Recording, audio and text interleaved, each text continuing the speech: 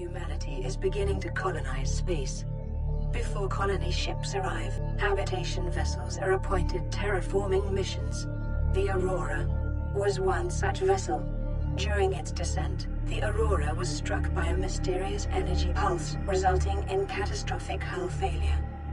A single life pod jettisoned prior to impact. You were in that life pod. Hey guys, it's IP here, back again today in some more Subnautica. Today I'm going to be talking about something that might be super obvious to all of you who have played this game or who have just at least seen it and know a fair amount about it. And yeah, just something that I thought I would address today and hopefully maybe make some waves or something. Haha, waves. Subnautica ocean. Lol. It's funny, right, guys? Okay, but anyways, I wanted to address the topic of multiplayer, and obviously this isn't like a new idea because, I mean, let's be honest, it's a survival game, and in most survival games, you know, if there isn't multiplayer already in them, then it's something that's heavily suggested by their communities and whatnot. So I'm definitely not the first one to come up with it. But anyways, the sort of what I wanted to talk about today is more like what sort of bonuses you could get with having multiplayer in Subnautica. And of course, the gameplay in the background is going to be in creative mode, where I'll sort of be demonstrating what like you could really do with multiplayer in this game, because obviously, you know, you can build a lot of shit in this game, and by yourself, being the lone survivor on the planet, which granted is part of the like story behind the game and whatnot. So that makes sense, but still, you can build some really big shit and some really amazing stuff, and you can have like multiple vehicles and things, which obviously you can't really fully utilize when you can only drive one of them at a time, or you can only be in one place at a time on the map or whatever. But yeah, so basically I want to start off by saying that when I say I want multiplayer in this game, I'm not saying like I want like massively multiplayer like DayZ, like 50 people on a server or anything like that, because obviously this map isn't even big enough to really hold that sort of capacity. At least, I mean, you could in theory do it, but you wouldn't really want to put that many people in such a small place, so like why? Yeah, so basically what I kind of want with this game is more of a thing where it's not so much there's dedicated servers that you play on, because I feel like that would end poorly, especially since there aren't really good combat mechanics integrated into the game or whatever, so you wouldn't want to be fighting each other, and quite frankly, that's not what I feel like the point of this game should be anyways, since combat isn't like something that's really fleshed out. Maybe they're planning on making more weapons down the line or something, but quite frankly, I don't really care if they do or not, and I don't really think it should be a priority, since this game seems to be a lot more about exploring, creating, and of course surviving. Now, what I want is something like more of co-op than, I guess, sort of multiplayer, although co-op is technically multiplayer. It would be really cool if they added in something like, I think the Forest currently has something along these lines, where it's more like you have a friend or someone, even yourself, you know, you host the game, and then your friends can join it off of their friends list or whatever, by directly connecting to your IP, or perhaps just through, I mean, preferably through just like an in-game browser where you can just hit like view friends playing the game, join their game or something, if they've set it up to be an open game. That way you can just hop in and enjoy playing it with them, because that would be really cool. So obviously, when in this video I'm sort of showcasing in the background me building a pretty fucking retarded, but you know, like actually awesome base. So obviously you can't really utilize everything in the base and like by yourself, because there's no point in building something so massive that it takes you forever to run around and go like run from one end to use your fabricator to go to the other end to go and like use a water filtration system and blah blah blah. There's like legitimately no reason in that, and you could realistically put all of that in one room and just like have it all cramped in there and be super efficient, whereas that's not really fun, because let's be honest, building a massive undersea base is a lot cooler than just sitting around in one or two of those like room building things and having all of your devices right there. And obviously, if you build your base correctly, it not only is it like really fun to run around, but it looks absolutely amazing.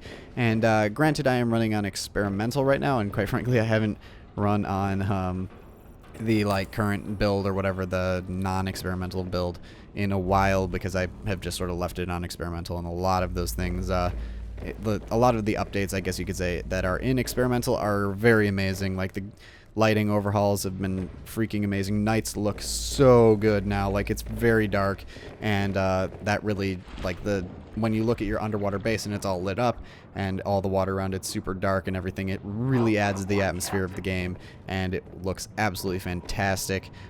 So yeah, I don't think I'm going to be rolling back to, you know, the stable build or whatever, but that's beside the point. The point is that when you build these massive bases that could easily accommodate multiple people, and let's go on the, like, I guess, theory that, like, we get 4-player co-op or something like that. So you have yourself and 3 of your friends on the same game, so that way you guys are, you probably all have your own, like, rooms with all of your devices and stuff, fabricators and whatnot, so that way you don't have to be sharing and stuff, at least late game, I guess, once you have the resources to do that. Then you all have your own sort of segments of the bases, and then you've got, like, cool winding tunnels and stuff that go and connect all of them and look absolutely fucking awesome. By the way, those glass corridors look so damn nice. Like, oh my god, it's so awesome running down those hallways and just, like, looking off in either direction and seeing the vastness of the ocean. That's just something that no other game has delivered thus far, and this game nails it perfectly. And yeah, the atmosphere is great. But of course, doing that all by yourself isn't nearly as fun, and obviously building a massive base takes a ridiculous amount of time when you're the only one doing it. Obviously, I was doing it here in creative mode, but that's not usually the case. And I mean, if you're playing with your friends, chances are you're going to want to be playing survival to have that sort of, like, fun, intense, like, oh no, I'm going to fucking starve because I can't even eat enough fishes. Yeah, because that's a really immersive mechanic, okay, guys? Yeah, so the point is that basically I don't want something where there's, like, a PvP element involved. In fact, honestly, if they do add co-op, I would almost prefer it to be like, yes, there are weapons, obviously, that you use to attack hostile fish and creatures and whatnot, but I would almost like it to maybe there's no player versus player damage, mainly because I know the people that I would play with would probably just try to be assholes and try and kill me every 5 seconds for no particularly good reason. Yeah, because, you know, friends, they're really good friends, so they do that sort of shit. And, well, I guess having player versus player damage enabled, or perhaps have it in, like, an option when you're hosting a game, that would make sense. I mean, there isn't really a good reason for it, especially in 4-player co-op, because, like, why would you be fighting if everyone in your game is, in theory, your friend, and you're all working towards the same goal? So, I don't know. I mean, anyone can, you know, leave their opinion down in the comments on that, whether or not you feel like there should be a PvP element in the game if there is multiplayer, but I don't think there should be, because I don't feel like the game really revolves around that, especially since the environment around you is hostile enough that surviving against that, especially once you get into the later game areas, can be difficult enough as it is, let alone having to worry about your friends coming and stabbing you with a little, like, 4-inch knife in the ass. So, yeah. But anyways, I think that'll be about enough for today. Let me know what you guys think on adding multiplayer to Subnautica.